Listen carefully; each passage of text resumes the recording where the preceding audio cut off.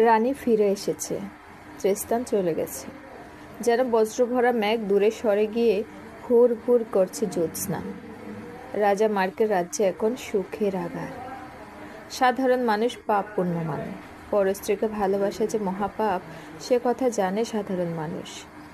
কিন্তু আমাদের মতো কবিরাই শুধু নিয়মহীন। আমরা সম্পর্ক মানি না, আমরা ভালোবাসা মানি। আমরা জানি ভালোবাসা বড় দুর্লভ। নিজের স্ত্রীকেই বা ভালোবাসতে জানে কজন লোক। একজন পুরুষ একজন নারীকে ভালোবাসেন, এর চেয়ে বড় সম্পর্ক আর কি হতে পারে? তাই রৌঢ় রাজা মার্কের পাশে আমি যখন রানীর সোনালীকে মনে মনে দেখি, তখন ত্রিস্তানের জন্য আমার মন কেমন করে। রাজা আবার ফিরে পেয়েছেন রানীর সুখ। আর ওদিকে ত্রিস্তান এখনও লুকিয়ে আছে জঙ্গলে, একা শুয়ে থাকে সারাদিন। নাওয়া খাওয়ায় মন নেই। মাটির উপর সে চিত হয়ে শুয়ে থাকে, গাছের শুকনো পাতা ঝরে ঝরে পড়ে তার গায়ে। রাজা মার্কের মনে আর এক বিন্দু সন্দেহ আর অভিমানের অস্তিত্ব নেই তখন। রানীকে তিনি তার ভালোবাসা উজাড় করে দিয়েছেন। রানীও প্রাণপণ সেবায় রাজাকে খুশি করার চেষ্টা করছেন। ত্রিস্তানের নাম আর কেউ উল্লেখ করে না। একদিন রাজা অসময়ে ফিরে এলেন অন্তঃপুরে, সমস্ত মুখ চোখ লাল। এসেই বিছানায় শুয়ে পড়লেন। রানী এসেছিলেন রাজার ধরাছোড়া খুলতে। রাজা গম্ভীর মুখ দেখেই তার বুক কেঁপে উঠল। তবে কি জানাজানি হয়ে গেছে যে ত্রিস্তান এখনও রাজ্য ছেড়ে যায়নি? ত্রিস্তান কি ধরা পড়ল? অতি কষ্টে নিজেকে সামলে রানী জিজ্ঞেস করলেন, মহারাজ, আজ আপনার মন ভালো নেই। রাজ্যে কি নতুন কোনো বিপদ হয়েছে? রাজা শুকনো হেসে বললেন, না রানী, কিছু তো হয়নি। কিন্তু মহারাজ, আপনার মুখের চেহারা কীরকম বদলে গেছে। ও কিছু না, এসো এসো, আমরা বরং পাশা খেলি দুজনে। মহারাজ, আপনি কি যেন গোপন করছেন? না, বলুন আমাকে।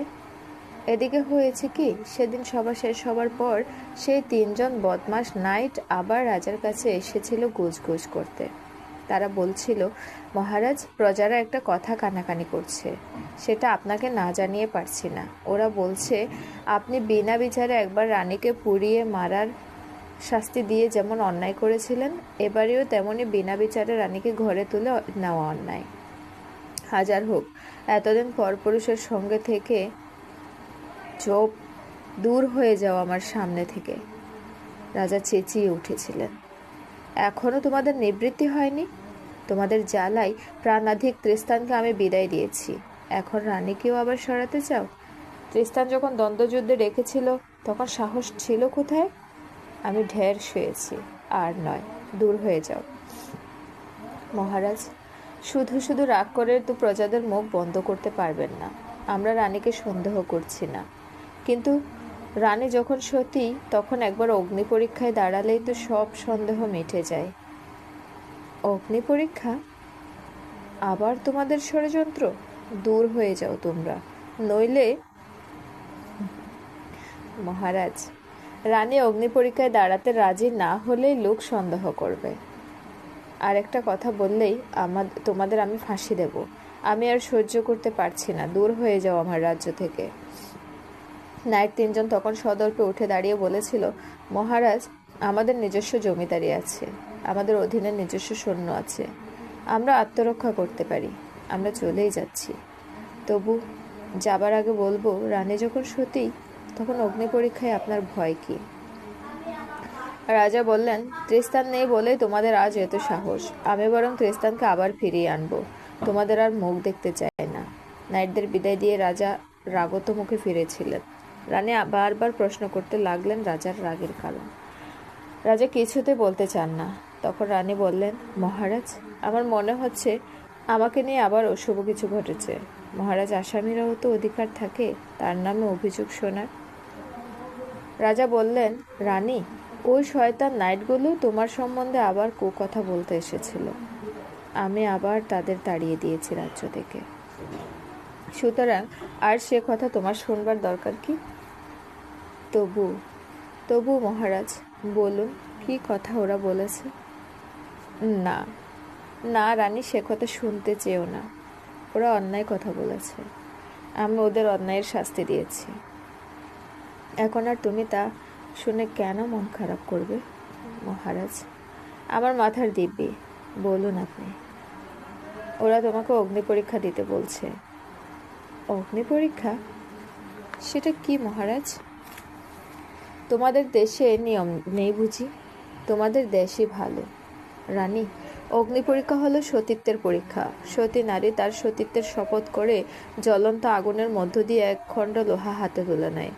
সত্যিকারের সতীর হাত পুড়ে না, যে মিথ্যা কথা বলে তার হাত পুড়ে যায়। এর নাম অগ্নি পরীক্ষা। রানী একথা শুনে অবনত মুখে বসে রইলেন।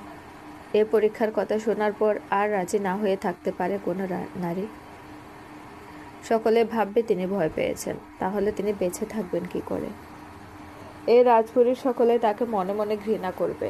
সোনালী ধীর স্বরে বললেন, মহারাজ, আমি এই পরীক্ষা দেব, আপনি ব্যবস্থা করুন। রাজা উত্তেজিত হয়ে বললেন, না না, এই বড় ভয়ঙ্কর। যে কোনো মুহূর্তেই তো কত রকম ভুল হতে পারে। না রানী, তোমাকে আমি এর মধ্যে যেতে দেব না। রানী বললেন, আপনি ভয় পাচ্ছেন কেন? আপনিও কি আমাকে বিশ্বাস করেন না? আমি অগ্নি পরীক্ষা দেব আজ থেকে 10 দিন পর, কিন্তু এখানে নয় মহারাজ, আর্থারের সামনে। রাজা আর্থারকে মান্য করে না এমন লোক পৃথিবীতে কেউ নেই। আপনার রাজ্যের পাশে আর্থারের রাজ্য, তার মাঝখানে যে ঝর্ণা, সেই ঝর্ণার পাশে হবে অগ্নি পরীক্ষা। আপনি রাজা আর্থার আর তার বিখ্যাত গোল টেবিলের নাইটদের নিমন্ত্রণ করুন। ওদের সামনে পরীক্ষা দিয়ে উত্তীর্ণ হলে আর কেউ পরে অবিশ্বাস করতে সাহসী হবে না, আর কেউ আমাকে কোনো পরীক্ষা দিতে বলবে না। রাজা মার্ক আরও আপত্তি করার চেষ্টা করলেন, কিন্তু রানীর জেদ বজায় রইল। শেষ পর্যন্ত রাজা দূত পাঠালেন আর্থারের কাছে। রানীর প্রস্তাবে রাজা মার্ক যে একেবারে খুশিও হননি তাও নয়। আপনারা জানেন মানুষের মন কি বিচিত্র। রানী তখন খুব গোপনে পেরেনিস নামের একজন বিশ্বস্ত অনুচরকে দিয়ে খবর পাঠালেন তৃস্তানের কাছে। বলে পাঠালেন যে পেরেনিস গিয়ে তৃস্তানকে অগ্নি পরীক্ষার সব কথা বলবে, আর বলবে তৃস্তান যেন গোপনে সেখানে উপস্থিত থাকে ছদ্মবেশে। তৃস্তান উপস্থিত থাকলে রানী কোনো পরীক্ষাতেই ভয় করেন না। রাজা মার্ক নির্দিষ্ট দিনে রানী এবং বহু অনুচর সঙ্গে নিয়ে এলেন সেই ঝর্ণার পাশে।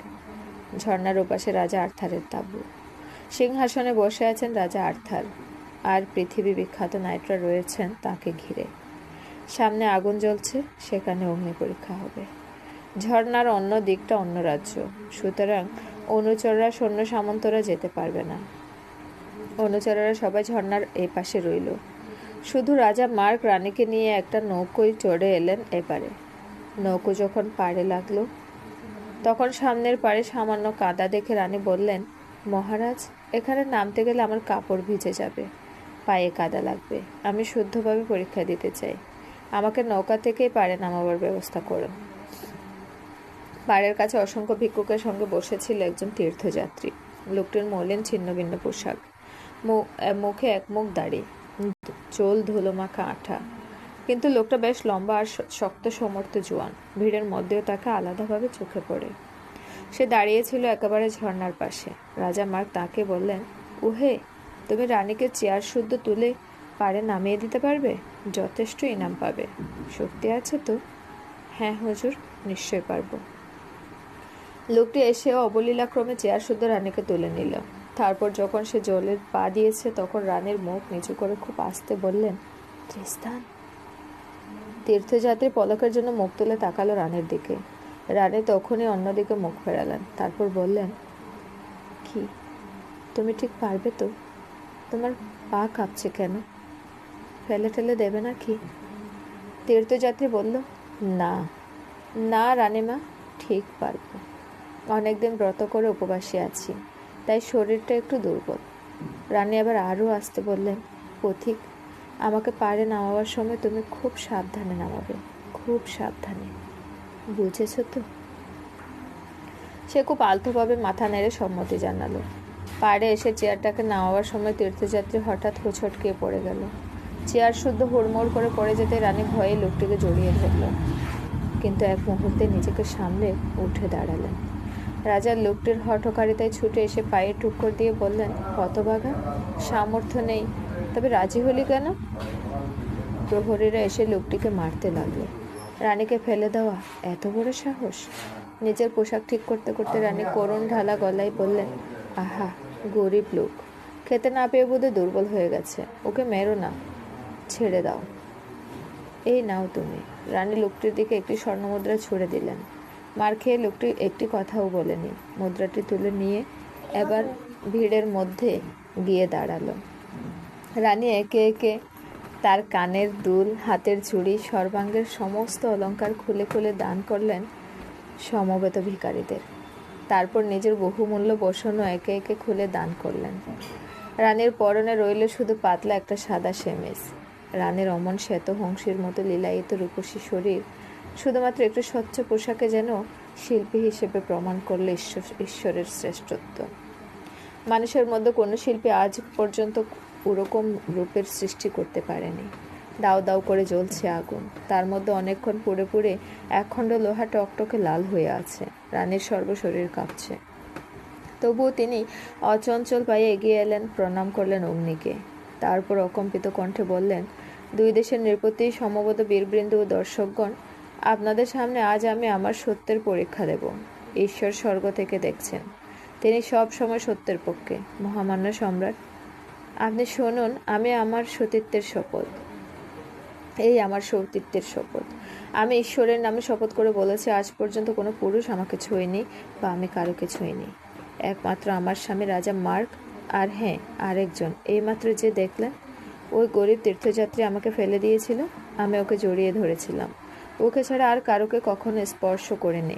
ঈশ্বর আমার সাক্ষী, আমি অন্তর থেকে এই সত্য উচ্চারণ করছি। যদি সত্যের যথার্থ মর্যাদা থাকে, তবে আগুনও তাকে পোড়াতে পারবে না।